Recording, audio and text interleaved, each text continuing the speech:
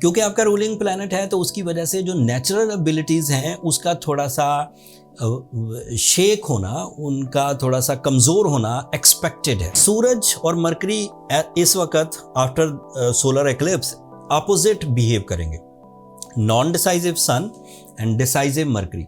But sun बड़ा है, सूरज बड़ा है, ज़्यादा पावरफुल है। Jupiter is a planet of sudden gains, it is a planet of good luck, it is a planet of some high level of rewards with less efforts. Jupiter is responsible of your higher education.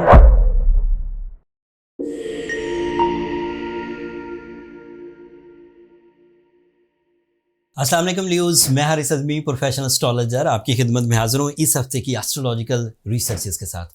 ये अक्टूबर का पहला हफ्ता है, 1 अक्टूबर से 6 अक्टूबर तक important days हैं Leos आपके लिए। आपका रूलिंग प्लैनेट सूरज वो ग्रहण ज़दा होगा 2 अक्टूबर को, and astrological rules and observation के मुताबिक that is little bit harmful for your personality, for your skills, for your decisions, for your competitions and for your type of source of income. लेकिन परेशान होने की ज़रूरत नहीं, वो एक इवेंट एक प्लैनेट को है, अदरवाइज 6 प्लैनेट्स क्या कर रहे हैं उनकी तशरीह मैं अलग से बयान करूँगा। पहले इसे एक इवेंट को बयान कर दूं। सूरज ग्रहण 2 अक्टूबर को होगा, रात 8:45 पर होगा, एंड मिडनाइट मतलब जो 3 अक्टूबर वाली रात शुरू हो जाएगी उसमें 2:47 तक चलेगा। मैक्सिमम होगा, घटेगा, बट ये सारा चलेगा 8:45 से 2:47 तक। पाकिस्तान में नज़र नहीं आएगा, ये मैंने बयान कर दिया। इसके बारे में और भी डिटेल मैंने बयान की है, वो जो बेसिक सी डिटेल्स होती हैं वो मैंने एक अलग वीडियो बना दी है, नीचे डिस्क्रिप्शन में लिंक होगा, एक नज़र देख लीजिए। अभी बात करते हैं सिर्फ उसके impact on Leo nature in all sectors. क्योंकि आपका रूलिंग प्लैनेट है तो उसकी वजह से जो नेचुरल एबिलिटीज़ हैं उसका थोड़ा सा शेक होना, उनका थोड़ा सा कमज़ोर होना एक्सपेक्टेड है। मतलब आप जिस लेवल के कॉन्फिडेंट पर्सनालिटी हैं, मेल या फीमेल, जिस लेवल की डील्स बना रहे हैं, जिस लेवल का रिस्क ले रहे हैं, 2 अक्टूबर के बाद आपको थोड़ा सा डर लग सकता है। अगर आप बहुत स्ट्रॉन्ग लियो हैं तो वो डर आप खातर में नहीं लाएंगे, because of your experiences, because of your master abilities आप चीज़ों को मैनेज कर जाएंगे। बट अगर आप वो फर्स्ट टाइम कर रहे हैं और आपको चीज़ें पूरी तरह पता भी नहीं है तो फिर आपके अंदर वो खौफ बढ़ेगा। अगर आप अकेले डिसीजन ले रहे हैं और बहुत बड़ा इन्वेस्टमेंट है या बहुत बड़ा रिस्क है उसमें, तो फिर थोड़ा सा 2-4 दिन के लिए मोहतात रहिए, कम से कम 1 हफ्ते के लिए मोहतात रहिए। या तो उस फिक्र से बचने की कोशिश करिए या फिर उसको क्रॉस चेक कर लीजिए, उन प्लान्स को, उन इन्वेस्टमेंट्स को। लेकिन अगर वो आपके डेली एजेंडाज में आप अक्सर ऐसा करते रहते हैं एंड आपको उसका पूरा तजर्बा है तो फिर कर गुजरिए, फिर ग्रहण आपको तंग नहीं करेगा। दूसरा इवेंट भी सेम डे होगा, बल्कि दूसरा इवेंट तो फार श्योर, जब भी सूरज ग्रहण होता है तो चांद और सूरज एक ही लाइन में आते हैं तो ही सूरज ग्रहण होता है, क्योंकि सूरज की रोशनी चांद की वजह से ज़मीन तक नहीं पहुंच पाती और इस सिचुएशन को सूरज ग्रहण कहते हैं। एंड चांद भी नया होगा उस दिन, सेम डे 2 अक्टूबर को, और वो भी आपके 3rd एंगल पर होगा। This is angle of your family life, angle of unity of with the blood relation, unity with the colleagues, unity with the group of people. उसमें थोड़ी सी प्रॉब्लम आ सकती है on in your feelings only. ऐसा नहीं है कि वो लोग आपके दुश्मन बन जाएंगे, ऐसा नहीं है कि घर में ना इत्तफाकी के डेरे लग जाएंगे, ऐसा नहीं है। बट कुछ दिनों के लिए छोटे छोटे मैटर्स पर, या इन दिनों जो मामलात डिस्कस हो रहे हैं फैमिली में या कंपनी में या कोलीग्स के साथ, वो थोड़ा सा डिले हो सकते हैं एंड हो सकता है आपकी तवक्कुआत के अगेंस्ट भी हों। लेकिन ये थोड़े दिन चलेगा एंड उसके बाद उसके सॉल्यूशंस निकल आएंगे। That is the only negativity in this week, but otherwise जो पॉजिटिविटीज़ हैं वो सुनिए। आपके 3rd एंगल पर ही आपका मरकरी है and mercury is representative of your source of income. तो तमाम वो ट्रबल जो सूरज की वजह से, नॉन डिसाइसिव बिहेवियर की वजह से पैदा होंगी, मरकरी उसे बहुत हद तक कवर कर देगा। Mercury is your communication, mercury is your powerful planning, mercury is your accuracy, mercury is your concentration, mercury is your कानूनी मामलात। तो वो सब सेटल ही चलेंगे। लेकिन सूरज और मरकरी इस वक्त after solar eclipse opposite behave करेंगे, non decisive sun and decisive Mercury. But sun बड़ा है, सूरज बड़ा है, ज़्यादा पावरफुल है, तो उसके नॉन डिसाइसिव बिहेवियर का इम्पैक्ट थोड़ा ज़्यादा होगा, मरकरी का डिसाइसिव पहलू थोड़ा कम होगा, तो बहुत हद तक कवर कर जाएगा।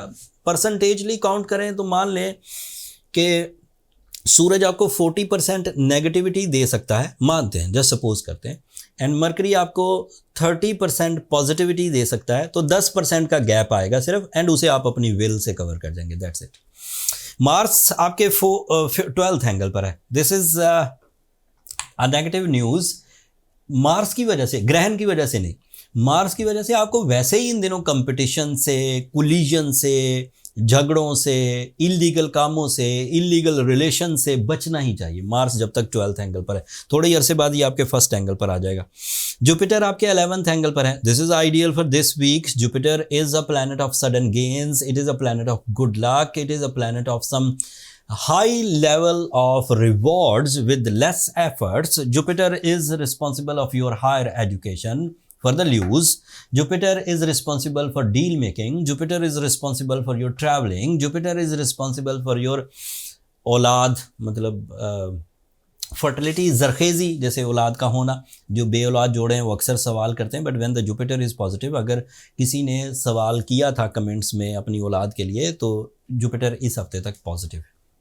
अगले हफ्ते जुपिटर रेट्रोग्रेड हो जाएगा, फिर 2024 में पूरा साल वो डायरेक्ट नहीं होगा, बल्कि 2025 के भी 2 महीने तक वो डायरेक्ट नहीं होगा वो, लेकिन अगले हफ्ते में एग्जिस्ट करती है खबर, तफसील अगले हफ्ते बयान करूंगा। So enjoy your luck for this week, but अगले हफ्ते पूरी आपको मेहनत से ही कामयाबियां करनी पड़ेंगी।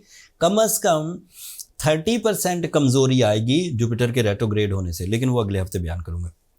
सैटर्न आपके 8th एंगल पर रेट्रोग्रेड है, that is a positive news. Saturn अगर डायरेक्ट होता तो 8th एंगल पर लॉसेस की वजह बनता, इंसल्ट्स की वजह बनता, लिटिगेशंस की वजह बनता, लाइबिलिटीज़ की वजह बनता, डिलेज की वजह बनता, बट रेट्रोग्रेड है, so this is positive. So 8th angle is smooth and silky, there is no hurdle, there is no resistance at all. आप अपनी काम पूरी करिए, सिर्फ ये एक्लिप्स वाले दिनों में थोड़ा सा मोहतात रहिए। मोहतात जो ह्यूमन पॉसिबिलिटी है वो तो करें एहतियात, थोड़ी सी ज़्यादा सुपरनेचुरल एक्टिविटीज़ कर लीजिए, सूर्य शम्स पढ़िए 5 टाइम्स इन अ डे।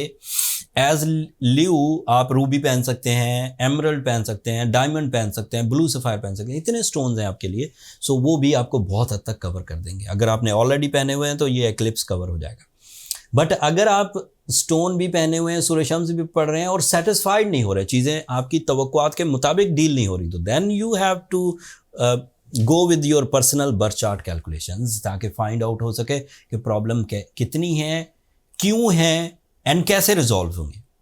उसके लिए ये नंबर नीचे चलते रहते हैं, आप इन पर रब्ता करके अपने लिए टाइम ले सकते हैं, बट वो फ्री फोरम नहीं है ल्यूज़, होपफुली आप अंडरस्टैंड करेंगे। अब सम अप करते हैं चीज़ों को। सिर्फ आपका रूलिंग प्लैनेट इस वक्त कमज़ोर हालत में आएगा 2 अक्टूबर को, उससे पहले एंड फिर कुछ दिनों बाद वो ताकतवर है। आपकी अक्ल जहानत आपका साथ दे रही है, आपका गुड लक आपका साथ दे रहा है, आपके सडन गेन्स, आपका टीम वर्क सब आपका साथ दे रहा है। टाइम बिहेवियर पॉजिटिव है। वो जो 5-7 दिनों का गैप आएगा उसको आप अपने इरादों से, सूर्य शम्स एंड जो स्टोन थेरेपी है उससे कवर कर सकते हैं, दैट्स ऑल। उम्मीद है मेरी ये दी हुई इन्फॉर्मेशन, जो मेरी ऑब्जर्वेशन, मेरी रिसर्चेस, मेरे एक्सपीरियंसेस पर बेस थी, आपको पसंद आई होगी और निज़ाम शमसी के इन वाक़यात को समझने में मदद मिली होगी। मैं एज अ प्रोफेशनल एस्ट्रोलॉजर बर वक्त आपको हर कोशिश करता हूं कि रिपोर्ट दे दूं कि अब आगे प्लैनेटरी एक्शन क्या होने वाला है। जिन इदारों का ये ज़िम्मा है, आप देखेंगे कि वो कम ही रिपोर्ट देते हैं, सूरज ग्रहण हो नहीं रिपोर्ट देते, जो भी फल्कियात को जज करने वाले हैं। खैर वो लंबी बात हो जाएगी। अपनी दुआओं में मुझे और मेरी टीम को ज़रूर याद रखिएगा ल्यूज़, एंड चैनल को ज़रूर सब्सक्राइब कर लीजिएगा। आपकी सब्सक्रिप्शन हमारी हौसला अफजाई की वजह बनती है। अगले हफ्ते रेट्रोग्रेशन ऑफ जुपिटर के साथ, उसकी डिटेल्स के साथ आपकी खिदमत में हाज़िर हूँगा। तब तक के लिए अल्लाह ने के बाद।